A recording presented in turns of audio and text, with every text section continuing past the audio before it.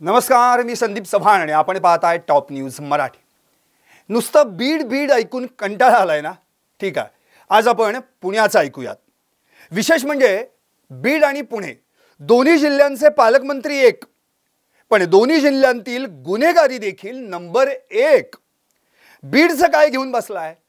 पुण्यातील गुन्हेगारीनं तर अक्षरशः कळस गाठलाय।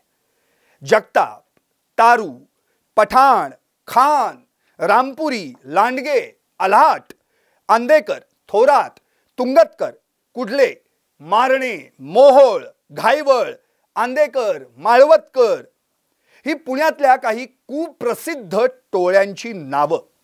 या टोळ्यांमध्ये वर्चस्वाच्या वादातून एकमेकांना संपवण्याची लढाई सुरू झाली आणि पुण्यात भडकू लागलं टोळी युद्ध।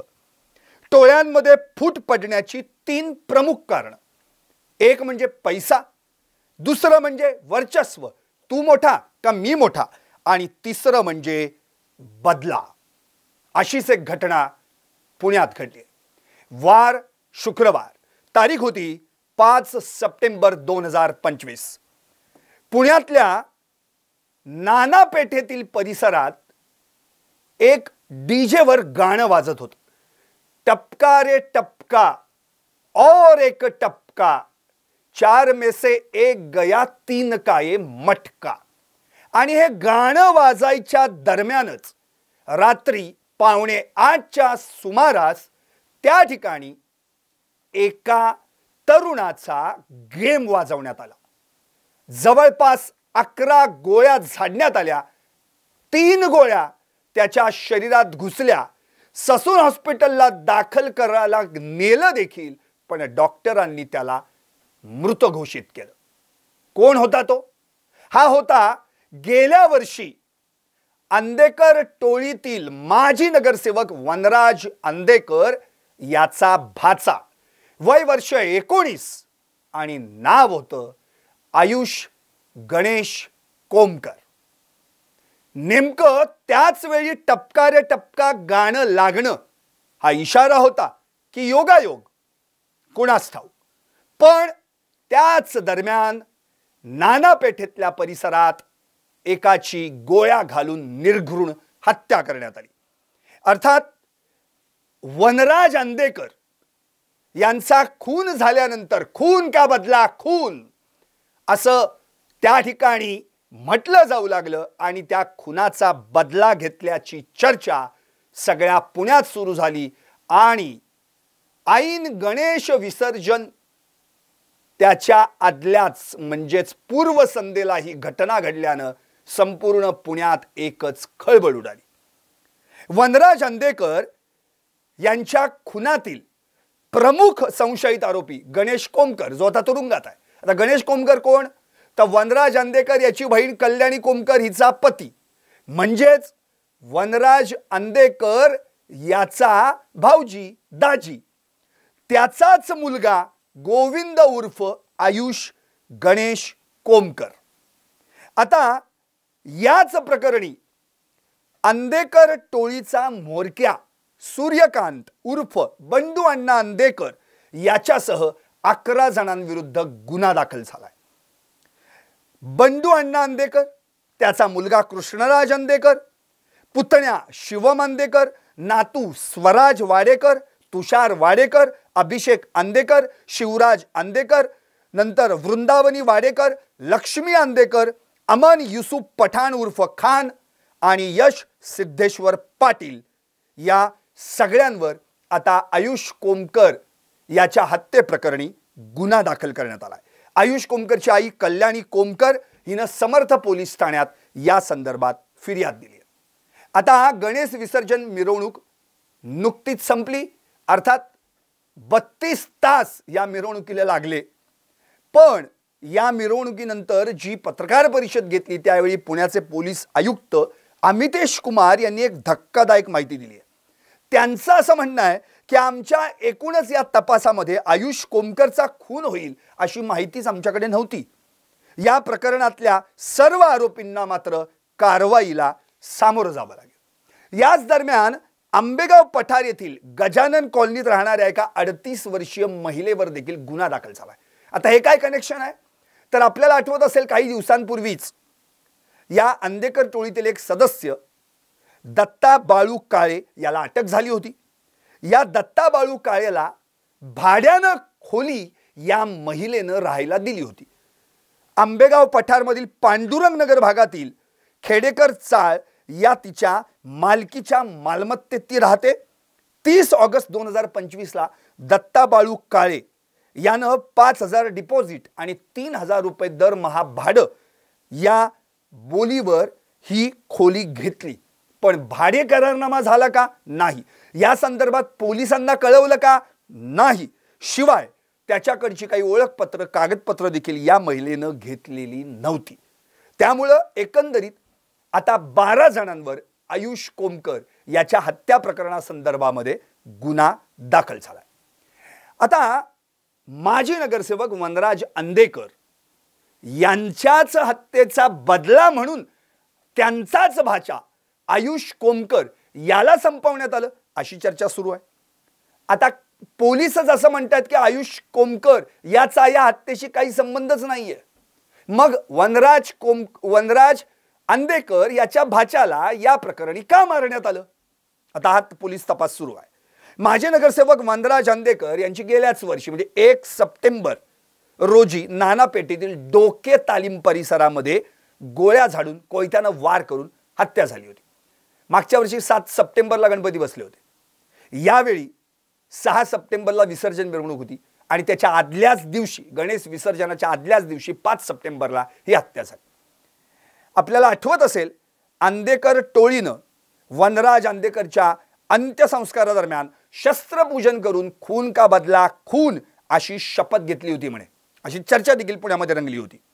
आता याच आरोपींपैकी एक प्रमुख आरोपी ज्याचं नाव आहे गणेश कोमकर म्हणजे वनराज अंधेकर यांचे दाजी, याच्या मुलाचा अंधेकर टोळीनं खून करून बदला घेतल्याचं बोललं जात आहे। गणेश कोमकर आणि त्याचं कुटुंब नाना पेठेतल्या हमाल तालमीजवळील लक्ष्मी कॉम्प्लेक्समध्ये राहतं। आता या सोसायटीमध्ये शुक्रवारी क्लास संपून परत आलेला आयुष बेसमेंटला, सोसायटीच्या बेसमेंटला, कॉम्प्लेक्सच्या बेसमेंटला आपली 2 व्हीलर पार्क करत होता। तो येण्याआधीच तिथं 2 जण दबा धरून बसले होते। त्यामध्ये अमन खान आणि यश पाटील या दोघांची नावं पुढे आली आहेत आणि याच दोघांनी त्याच्यावर पिस्तुलातून गोळीबार केला। आता आयुषच्या खुनाचा कट हा बंडू अण्णा अंधेकर आणि इतर आरोपींनी रचला असं आयुषची आई कल्याणी कोमकर हिनं आपल्या फिर्यादीत म्हटलंय। शिवाय त्यासाठी त्याला अमन खान आणि यश पाटील यांनी मदत केली असं देखील त्यांनी या ठिकाणी म्हटलेलं आहे, फिर्यादीत तसा उल्लेख केलाय। खरं तर या सगळ्याच प्रकरणावर जे मी आता लाईव्ह करतो त्याचं नावच आहे खरं पुण्यात माजल्या टोळ्या, सणात झाडल्या गोळ्या।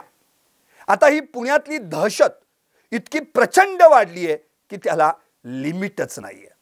खरं तर या सगळ्या प्रकरणात आयुष कोमकरच्या प्रकरणात आणखी एक गोष्ट पुढे आली आहे, ती म्हणजे अंधेकर टोळीनं रेकी केली एकीकडं आणि गेम वाजवला भलतीकडं। म्हणजे नेमकं काय आहे, तर आपल्याला आठवत असेल काही दिवसांपूर्वी पोलिसांनी अंधेकर टोळीचा एक कट उधळून लावला होता। पोलिसांनी त्याबद्दल आपली स्वतःची पाठ देखील थोपवून घेतली होती। आम्ही असं केलं, आम्ही तसं केलं, एकाला ताब्यात घेतलं, 2-3 शस्त्र जमा केली, जप्त केली वगैरे। पण हे सगळं घडलं पुण्यातील आंबेगाव पठार परिसरामध्ये। तिथं त्या ठिकाणी कट उधळला गेला आणि हत्या घडली अर्थातच नाना पेठेमध्ये। काय घडलं होतं, आयुष कोमकर याच्या हत्येचा पूर्वनियोजित कट पूर्णपणे रचण्यात आला होता। पोलिसांना हे माहित होतं की हत्येचा कट रचला जातोय म्हणून तो डाव उधळला, पण ही हत्या काही पोलिसांना रोखता आली नाही। या हत्येपूर्वी अंधेकर टोळीनं रेकी केली होती आंबेगाव पठार परिसरात आणि गेम वाजवला नाना पेठेत। आंबेगाव पठार परिसरात वनराज अंधेकर याच्या हत्येतील जे आरोपी आहेत, जे आता तुरुंगात आहेत, सोमनाथ गायकवाड, अनिकेत दुधबाते यांच्यासह 13 जणांची घरं आहेत। रेकी होत असल्याच्या संशयावरून दत्ता बाळू काळे या संशयिताला पोलिसांनी ताब्यात घेतलं, भारतीय विद्यापीठ पोलिसांनी, आणि त्याची चौकशी केली. त्याच्या चौकशीतून काय पुढे आलं तर त्याच्या चौकशीतनं असं समोर आलं की या ठिकाणी हत्येचा कट रचला जातोय.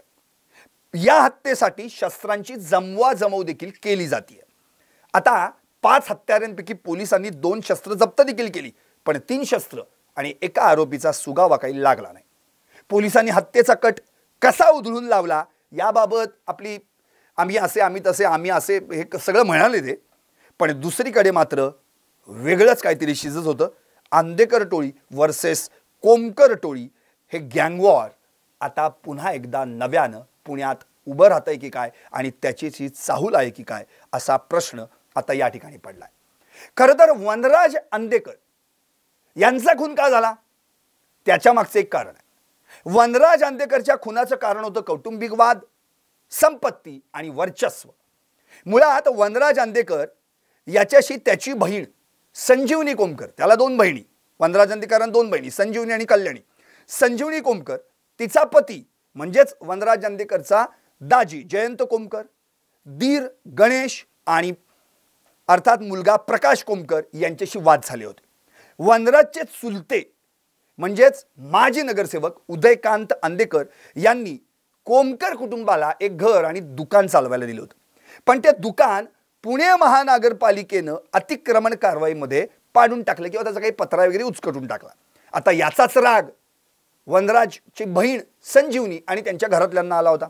वनराज अंदेकरनंच हे दुकान पाडायला लावलं याचा राग मनात धरून त्याच्या सख्या दाजीनं म्हणजेच गणेश कोमकर यानं वनराज अंदेकरची हत्या केली असं फिर्याद देताना त्याचे वडील वनराज अंदेकरचे बंडू अंदेकर यांनी म्हटलं होतं. आता अंदेकर टोळीतून फुटलेल्या सोमनाथ गायकवाड याची मदत यावेळी गणेश कोमकरनं घेतली. त्यानं अंदेकर टोळीतून फुटलेल्या सोमनाथ गायकवाड याला जवळ केलं. आता सोमनाथ गायकवाड कोण तर एकेकाळचा हा अर्थातच या टोळीशी संबंधित असलेला, पण सोमनाथ गायकवाडचा एक साथीदार होता निखिल आखाडे, याचा अंदेकर टोळीनं खून केला होता. त्यामुळे आता त्याचा बदला घेण्याची नामी संधी आहे. हे सोमनाथ गायकवाडनं हेरलं आणि मग त्याच्या साथीदारांनी अंदेकराच्या खुनाचा कट रचल्याचं तपासात उघड झालं. या प्रकरणी वनराज अंदेकरची बहीण संजीवनी, जयंत कोमकर, जयंत लक्ष्मण कोमकर, मुलगा प्रकाश जयंत कोमकर, दीर गणेश लक्ष्मण कोमकर, सोमनाथ सयाजी गायकवाड, अनिकेत दुधभाते, तुषार उर्फ आबा कदम, सागर पवार, पवन करताल, सॅम उर्फ समीर काळे आणि आणखी 5 जण अशा 15 ते 16 जणांवर गुन्हा दाखल झाला होता. आता हे सध्या सर्वजण तुरुंगात आहेत. आता वनराज हा बंडू अंदेकर यांचा मुलगा, तर संजीवनी ही त्यांची मुलगी आणि जयंत कोमकर हे जावई. वनराज अंदेकर 1 सप्टेंबर रोजी आकाश सुरेश परदेशी याच्याशी भेटल्यानंतर त्या दोघांमध्ये काहीतरी वाद झाला होता म्हणे. आता हा सगळा वाद गेला पोलीस ठाण्यात. तिथं वनराज अंदेकर सोबत होता शिवम अंदेकर. आता याच वेळी या कोमकर दाम्पत्यानं म्हणजे संजीवनी आणि जयंत कोमकर या दोघांनी आकाशला मारहाण केली. आता ते भांडण जे होतं ते शिवम अंदेकरनं सोडवलं. त्याच वेळी संजीवनी अंदेकर म्हणाल्या होत्या, असं बंडू अंदेकरांनी म्हटलं होतं, वनराज तुला पोरं बोलवून ठोकतेच, आमचं दुकान पाडण्यास सांगून आमच्या पोटावर पाय देतोस काय, तुला आता पोरं बोलवून ठोकतेच अशी धमकी दिली. वनराजच्या सांगण्यावरूनच अतिक्रमण विभागानं आमच्या दुकानावर कारवाई केल्याचा संशय या कोमकर कुटुंबाला होता.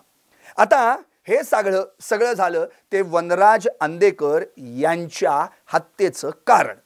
आता मूळ मुद्दा असा की या सगळ्याच प्रकरणावर बंडू अंदेकर यांची मागच्या वर्षी प्रसार माध्यमांमध्ये मुलाखत प्रसारित झाली होती. त्यावेळी सूर्यकांत उर्फ बंडू अण्णा अंदेकर यांनी काय म्हटलं होतं, माझ्यावर 48 गुन्हे दाखल आहेत हे खोटं आहे. मुळात माझ्यावर इतके गुन्हे दाखल कसे हे मी माहिती अधिकाराच्या खाली माहिती मागवली होती. गुन्हे दाखल आहेत पण 24, पण पोलिसांनी 24चे 48 केले. दुसरं, मी एका गुन्ह्यात या ठिकाणी म्हणजे माळवतकर गुन्ह्यामध्ये शिक्षा भोगली आहे आणि सुप्रीम कोर्टापर्यंत हे प्रकरण गेलं होतं. नंतर मी जन्मठेपेची शिक्षा भोगून बाहेर आलो. अर्थात त्यानंतर खडक पोलीस ठाण्यात माझ्यावर एक खोटा गुन्हा दाखल झाला. ओमकार कुडलेवर वार केला असं म्हणून मला त्या खोट्या गुन्ह्यात गोवण्यात आलं. नंतर मोका देखील लागला. या बंडू आंदेकर यांच्या विरुद्ध 3दा मोकाची कारवाई करण्यात आली आहे. तरी तुम्ही मला मुलांना घेऊन, म्हणजे थोडक्यात बंडू आंदेकर यांच्यावर आरोप झाला होता की नवनवीन पोरं जवळ करायची, त्यांना तयार करायचं आणि गुन्हेगारी क्षेत्रात वळवायचं. तर त्यावेळी त्यांनी म्हटलं होतं की मुळातच मग माझा मुलगा देखील वनराज आंदेकर हा गुन्हेगार झाला असता की, पण त्याला तर सामाजिक कार्याची आवड होती म्हणून तर तो त्या क्षेत्रात गेला. मुळात बंडू आंदेकर यांचा दुसराच मुलगा कृष्णाज आंदेकर यांच्यावर पण गुन्हे दाखल आहेत. त्यावर बंडू आंदेकरांनी असं म्हटलं होतं की आकाश सासवडे याच्यावरील 307च्या गुन्ह्यात त्याला खोटं अडकवण्यात आलं. मुळातच सोमनाथ गायकवाड हा नंबरकारी तुमचा होता, जवळचा होता, विश्वासू होता, तरी देखील त्यानं तुमच्या मुलाच्या हत्येत कसा काय सहभाग घेतला. त्यावर देखील त्यांनी उत्तर दिलं की त्याला जी शिक्षा झाली होती त्या शिक्षा प्रकरणामध्ये पप्पू पडवळ केसमध्ये मीच त्याला सोडवला होता. त्याला क्लब देखील खोलून दिला. त्याला जवळपास 3-4 कोटी रुपये देखील त्यातनं मिळाले, पण नियत फिरली. सोमनाथला त्यावेळी अर्थातच तो मला नेहमी हिणवत असायचा, आता तुझ्याकडे पोरं किती राहिली असं म्हणून बंडू आंदेकर यांनी म्हटलं होतं की मी आता जवळपास 68-69 वर्षांचा, 1-2 वर्षांमध्ये मी 70 गाठणार आहे. पण मागच्याच वर्षी 7 सप्टेंबरला गणपती होते. 1 सप्टेंबरच्या दरम्यान मी बारामतीत होतो आणि इकडं वनराजची हत्या झाली. मी इथं मुळातच पुणे शहर परिसरात यायचं का नाही हे पोलिसांना विचारलं होतं आणि मग मी आलो. मला माहीत देखील नव्हतं. आता याच प्रकरणावर जेव्हा त्यांना असा प्रश्न करण्यात आला की मुळातच हे सगळं घडलं, आता हे थांबणार आहे का नाही, त्यावर त्यांनी एक उत्तर दिलं होतं, नेकी का नाम अंदेकर का काम. आम्ही काय करणार नाही, आम्ही अजिबात काही करणार नाही हे वचन देतो. वनराजला 2 मुली आहेत. आता त्याचा प्रपंच उघड्यावर पडलाय. सक्की बहीण पण पक्की वैरीण. आणि माझ्या गावी जयंत कोमकर, सोमनाथ गायकवाड जाऊन का भेटला हा देखील प्रश्न त्यांनी उपस्थित केला होता. पेरलं तसं उगवलं असंच म्हणतात.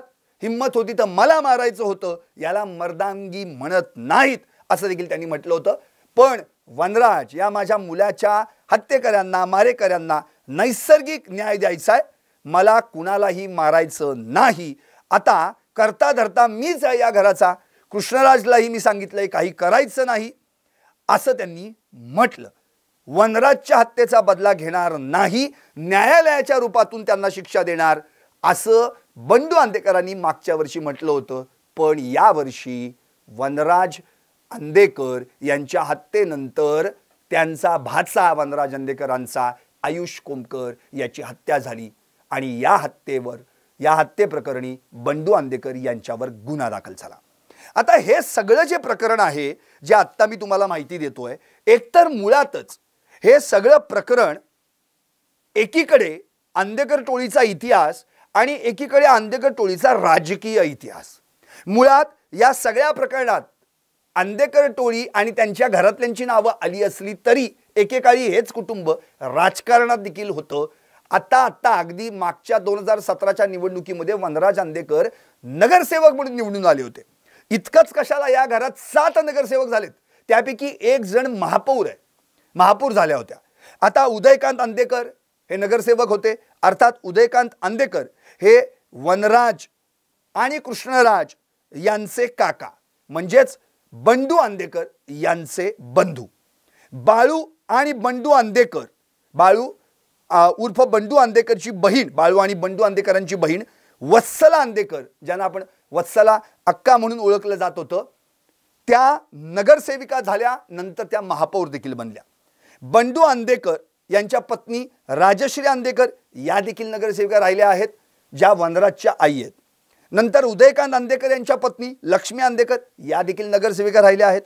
गणेश आंदेकर नगरसेवक राहिले होते. रमाकांत आंदेकर नगरसेवक राहिले होते आणि वनराज आंदेकर 2017ला नगरसेवक म्हणून निवडून आले होते. म्हणजे एकूण 7 जण या राजकीय इतिहास किंवा राजकीय पार्श्वभूमी असलेले हे सगळे जण. म्हणजे एकीकडे राजकीय पार्श्वभूमी, एकीकडे गुन्हेगारी पार्श्वभूमी, असं हे कुटुंब पॅरलल दोन्ही मार्गांवर चाललं. राजकीय क्षेत्रात प्रवेश केल्यानंतर कदाचित या कुटुंबाकडून आता टोळी युद्ध होणार नाही किंवा गुन्हेगारी क्षेत्रातून बाहेर पडेल असं वाटलं, पण तसं काही घडलं नाही. अगदी काही दिवसांपूर्वीच आपल्याला माहीत असेल शिवम अंदेकर याचा याच सगळ्या प्रकरणात उदय झाला, जो उदयकांत अंदेकर जे माजी नगरसेवक राहिले त्यांचा मुलगा आहे. आता एकंदरीत हे सगळं प्रकरण जर आपण पाहिलं तर मुळातच या वनराज अंदेकरची हत्या असो किंवा आता या कोमकरची हत्या असो किंवा याच्या आधी झालेल्या हत्या असो, अंदेकर टोळीचा हा सगळा जो काही रक्तरंजित इतिहास आहे, या इतिहासावर नजर टाकली तर कळतं की नेमकं या प्रकरणात काय घडलं होतं. मुळात यांचा जर या टोळीचा मूळ पुरुष जर म्हटला तर नाव आहे बाळकृष्ण उर्फ बाळू अंदेकर. आता हे सूर्यकांत उर्फ बंडू अण्णा अंदेकर आणि उदयकांत अंदेकर यांचे चुलत भाऊ. 70च्या दशकात पुण्यात जुने कपडे घेऊन त्या बदल्यात नवीन भांडी विकणं हा यांचा मुख्य व्यवसाय. पण नंतर काय झालं, बाळू अंदेकर हे वेगवेगळ्या टोळ्यांच्या संपर्कात आले आणि मग जुगार, मटका, गावठी दारू अशा धंद्यात, अशा क्षेत्रात त्यांनी प्रवेश करायला सुरुवात केली. नंतर मग खंडणी वगैरे या सगळ्या गोष्टी सुरू झाल्या. अर्थात अगदी सुरुवातीच्या काळात पुणे शहरामध्ये टोळ्यांमध्ये पहिली मोठी स्पर्धा लागली ती 1960 आणि 1970च्या दशकामध्ये. याच काळात मंडईतले भाजीपाला व्यापारी नारायण जगताप आणि कसबा पेठेतले गोविंद तारू यांच्या नेतृत्वाखालील टोळ्यांमध्ये पहिली वर्चस्वाची लढाई सुरू झाली. त्यावेळी शहराच्या मध्यभागी देखील काही टोळ्या कार्यरत होत्या. त्यामध्ये उदाहरणार्थ जान मोहम्मद पठाण, अकबर खान, रामपुरी बंधू, सोमा लांडगे, अनिल आल्हाट, बाळकृष्ण उर्फ बाळू अंदेकर, चंगा थोरात आणि अशा इतर अनेक टोळ्या.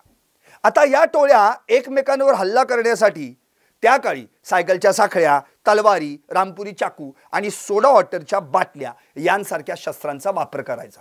इतकंच नव्हे तर 1980च्या दशकापर्यंत या टोळ्या ज्या आहेत, या टोळ्यांमधले गुंड गुन्हे करण्यासाठी किंवा पळून जाण्यासाठी चक्क घोडागाड्यांचा वापर करायचे. आता अप्पा तारू या टोळीवर हल्ला केल्यानंतर अंदेकर टोळीचं वर्चस्व हळूहळू वाढू लागलं आणि मग नंतर ते प्रस्थापित झालं.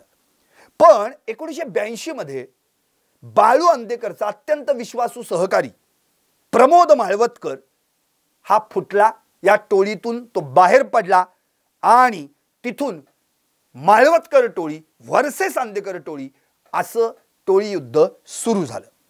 आता याच दरम्यान अंदेकर टोळीनं प्रमोद माळवतकर यांच्या वडिलांचाच खून केला.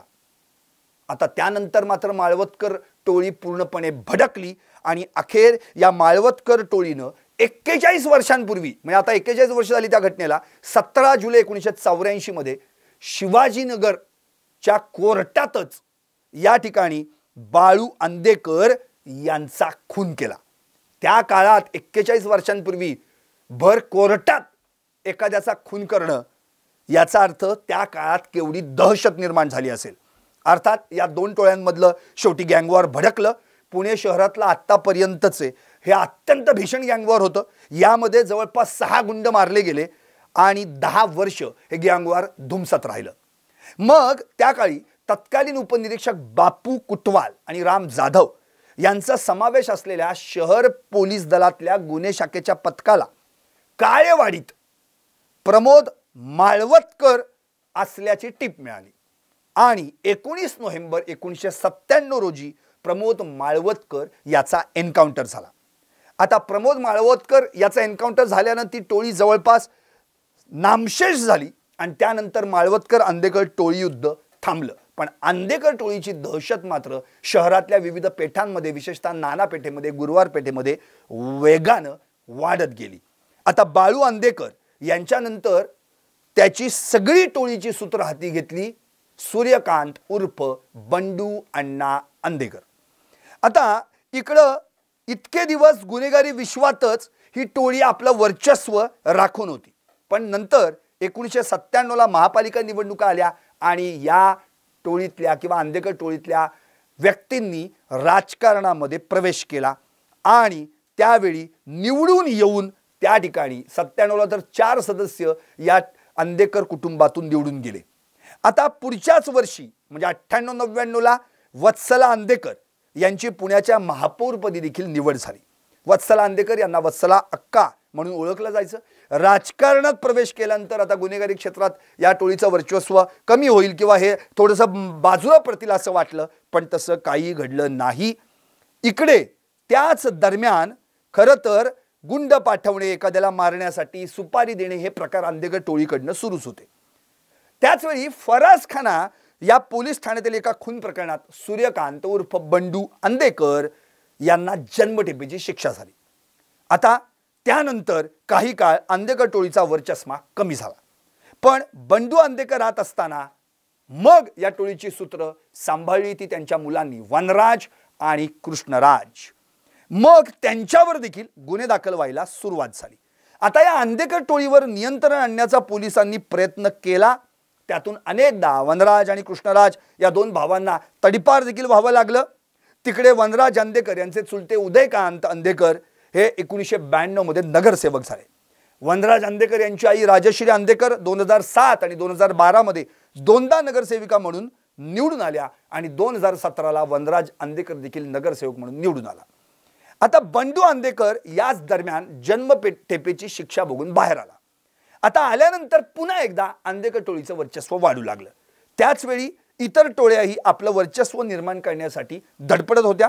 त्यामध्ये अर्थातच या ठिकाणी अनेक जणांच्या अंधेकर टोळीचा त्या ठिकाणी संघर्ष झाला. मग ती अतुल कुडळे टोळी असो, सूरज ठोंबळे या नवीन टोळ्या असो. यावेळी खुनाचा प्रयत्न, हाणामारी, खंडणी, वसुली असे अनेक गुन्हे अंधेकर टोळीवर दाखल होऊ लागले. याच दरम्यान बंडू अंधेकरांवर किमान 3दा मोक्का अंतर्गत कारवाई देखील झाली. आता या सगळ्या दरम्यान वनराज अंधेकर यांची गेल्याच वर्षी हत्या झाली. अर्थात ही हत्या कौटुंबिक वादातून झाली. म्हणजे एकीकडे अंधेकर टोळीला इतर टोळ्यांशी संघर्ष करावा लागत होता, तो करता करता आता कौटुंबिक संघर्षातून देखील त्यांना मार्ग काढायला सुरुवात करावी लागली आणि त्याला तोंड द्यावं लागलं. मुळातच 1990च्या दशकामध्ये किंवा फार फार तर 2000च्या सुरुवातीला मुंबईतल्या अंडरवर्ल्ड डॉन मधील काही जणांचा पुण्यात देखील या ठिकाणी शिरकाव सुरू झाला आणि मग शहरातल्या टोळ्यांकडे बंदुका यायला लागल्या, पिस्तूल यायला लागल्या. जानेवारी 1993 मध्ये निगडीत गवळीचा एक कथित सहकारी अजित लावण याची प्रतिस्पर्ध्यांनी गोळ्या घालून हत्या केली. अरुण गवळीचा एक कथित सहकारी. पोलिसांच्या मते पुण्यात बंदुकांचा वापर होण्याची ही पहिलीच टोळी युद्धाची घटना होती. त्यानंतर गवळी टोळीनं PCMC नगरसेवकाची हत्या करून त्या हत्येचा बदला घेतला असा देखील आरोप करण्यात येतो. आता पूर्वी ह्या सगळ्या टोळ्या कशावर अवलंबून असायच्या? अर्थातच जुगार, मटका, गावठी दारू अशा छोट्या मोठ्या व्यवसायांमध्ये. पण याच्यातनं काही फारशी रक्कम वसूल होत नाहीये किंवा लहानसहान हप्ता वसुलीमधून काही फारसं मिळत नाहीये. त्यावेळी या गुंडांनी आपलं लक्ष वळवलं ते त्यावेळी नव्यानच प्रस्थापित किंवा स्थापित झालेल्या IT क्षेत्राकडं, रिअल इस्टेट क्षेत्राकडं. आणि मग मोठमोठे बिल्डर्स असतील, व्यावसायिक असतील, त्यांच्याकडून खंडणी उकळणे, पैसे गोळा करणे, यातून या टोळ्यांनी आपला सगळा आर्थिक नियोजनाचा भाग वाढवायला सुरुवात केली. मग त्यामध्ये रिअल इस्टेटच्या व्यतिरिक्त केबल ऑपरेटिंगचा व्यवसाय असो, वाहतूक करार असो, अगदी औद्योगिक पट्ट्यांमधील करारांमध्ये देखील या टोळ्या सामील होऊ लागल्या. उदाहरणार्थ गजा मारणे, बाबा बोडके, राकेश भरणे, बापू नायर आणि इतर अनेक टॉपचे गुंड याच कामात नंतर सक्रिय झाले. आता गुंड म्हटलं की पॉलिटिकल कनेक्शन कसं काय जुळतं बाबा कुणास ठाऊक. खरं तर अनेक गुंड हे धार्मिक सण उत्सव असतील किंवा रक्तदान शिबिर असतील अशी काही वेगवेगळे सामाजिक उपक्रम राबवतात. मग तिथे पैशांचं त्या ठिकाणी मोठा व्यवहार होतो, त्यांना पैसे दिले जातात. याच उपक्रमांद्वारे गुंड नवीन सदस्यांची भरती करतात, त्यांना आपल्याकडे आकर्षित करतात आणि आपलं राजकीय नेटवर्क तयार करतात. अर्थात कुख्यात गुंड, काही कुख्यात गुंड नंतर राजकीय पक्षांमध्ये देखील सामील झाले. आपल्याला आठवत असेल दत्ता खाडे उर्फ DK हा नामचीन गुंड नंतर भाजपचा नगरसेवक बनला. ऑक्टोबर 2016 मध्ये आपल्याला आठवत असेल आत्ताचे मुख्यमंत्री आणि तत्कालीन मुख्यमंत्री त्यावेळी देखील देवेंद्र फडणवीस होते. त्यांच्यासोबत गँगस्टर बाबा बोडके याचा एक फोटो व्हायरल झाला होता। त्यावेळी मुख्यमंत्री कार्यालयानं स्पष्ट केलं होतं की एका प्रसिद्ध बिल्डर आणि त्यांच्या पत्नीसोबत मुख्यमंत्र्यांना भेटण्यासाठी कोण आला होता हे आम्हाला माहीत नव्हतं। आता भयानक गुन्हेगार विठ्ठल शेलार हा देखील तत्कालीन मंत्री स्वर्गीय गिरीश बापट यांच्या उपस्थितीमध्ये त्यानं भाजपमध्ये प्रवेश केला होता, पण नंतर माध्यमांमधून ही बातमी प्रसारित झाल्यानंतर अर्थात त्याला त्यातून काढून टाकण्यात आलं। अगदी अलीकडे देखील आपण बघितलेलं आहे, निलेश गायवळ सारखा गुंड मंत्रालयात देखील फिरताना आपण पाहिलेला आहे। त्याचे देखील एकनाथ शिंदे त्यावेळी तत्कालीन मुख्यमंत्री त्यांच्यासोबत असतानाचे फोटो आपण पाहिले। अगदी अजितदादांसोबत देखील काही वेगवेगळ्या किंवा पार्थ पवार यांच्यासोबत देखील आपण वेगवेगळ्या गुंडांचे फोटो पाहिले। पण हे सगळं जे आहे हे गुंड आणि राजकीय कनेक्शन कसं काय जुळतं बाबा कुणास ठाऊक, यांना ते का लागतात का त्यांना हे का लागतात हेच समजत नाहीये। आता या सगळ्या दरम्यान जसजसं याच गुंडांचा राजकीय प्रवेश होत गेला, उदाहरणार्थ गँगस्टर गजा मारणे यांच्या पत्नी जयश्री मारणे यांनी 2012 मध्ये मनसेच्या तिकिटावर महापालिका निवडणूक लढवली आणि जिंकली सुद्धा। 2017च्या निवडणुकीत गुन्हेगारी रेकॉर्डवर असलेल्या अनेकांनी अक्षरशः राजकीय पक्षांसाठी निवडणुका लढवल्या होत्या। आता हे एवढं सगळं सांगून झाल्यानंतर मला इतकंच म्हणायचंय की पुण्याचे पालकमंत्री अजितदादा, एकीकडे कोयत्या गँगचा सुळसुळाट, एकीकडे पिस्तुलामधून गोळीबार, हे सगळं ऐन सणासुदीच्या काळात। आता मुळात अजितदादांचा करारी स्वभाव, एक मिनिट असं म्हणून ते जे पोलीस अधिकाऱ्यांना IPS अधिकाऱ्यांना देखील दरडावतात, तसंच आता या गुंडांना देखील दडवलं पाहिजे। मध्ये अमिताभ गुप्ता असताना अगदी मोक्याचं शतक केलं त्यांनी, एवढ्या सगळ्या टोळ्यांवर अक्षरशः त्यांनी मोका लावला। काय झालं, किती गुंड आत गेले मोका अंतर्गत? अहो जेवढ्या आत गेले त्याच्या दुपटीनं बाहेर आहेत।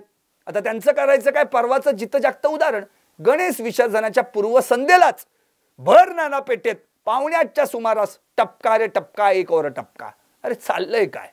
आणि आता मात्र खरंच अजितदादांनी पालकमंत्री म्हणून या पुण्यावर आपलं वर्चस्व प्रस्थापित केलं पाहिजे। जशी त्यांची प्रशासनावर पकड आहे तशीच आता पोलीस खात्यावर पण तितकीच मुख्यमंत्री गृहमंत्र्यांची पकड असली पाहिजे। आणि अजितदादांनी या पुणे शहराला आता खरंच साफसफाई करण्याकडे वळवलं पाहिजे आणि ही साफसफाई या टोळ्यांची व्हायला पाहिजे, नाहीतर मी म्हटलंय तसं होईल। पुण्यात माजल्या टोळ्या, सणात झाडल्या गोळ्या, खरंच परिस्थिती अशीच आहे। आणि या सगळ्या प्रकरणात खरं म्हणजे पोलिसांचे आभार। एक तर आदल्या दिवशी, गणेश विसर्जनाच्या आदल्या दिवशी एवढं मोठं हत्याकांड पुण्यात घडलं तरी देखील मिरवणूक अतिशय उत्तमरित्या, उत्तम पोलीस बंदोबस्तात मिरवणूक, गणेश विसर्जन मिरवणूक अगदी निर्विघ्नपणे पार पडली। हे खरं म्हणजे पोलिसांचं यश आहे। आता पोलीस थोडेसे रिलीफ झाले असतील, आणखी 1-2 दिवस आराम करून मग मात्र या प्रकरणाचा नक्कीच छडा लावतील एवढी खात्री आहे। कारण गुन्हे शाखेचे पोलीस उपायुक्त निखिल पिंगळे यांनी एका प्रसार माध्यमाला मुलाखत देताना स्पष्टच म्हटलंय, चुकीला माफी नाही। याचा अर्थ त्यांनी इशाराच दिलाय, या प्रकरणात कुणीही जबाबदार असला तरी त्याला सोडणार नाही, मैताला न्याय देणं आमचं काम आहे। आता चुकीला माफी नाही, कोणताही गुन्हा करताना 100 वेळा विचार करा। म्हणून म्हणतोय आता पुण्यात पोलिसांनी आपली खरी पोलीसशाही गाजवली पाहिजे या गुंडांविरुद्ध, या टोळ्यांविरुद्ध। कारण पुण्यात माजल्या टोळ्या, सणात झाडल्या गोळ्या। पाहत रहा टॉप न्यूज मराठी, आपला महाराष्ट्र, आपली बातमी।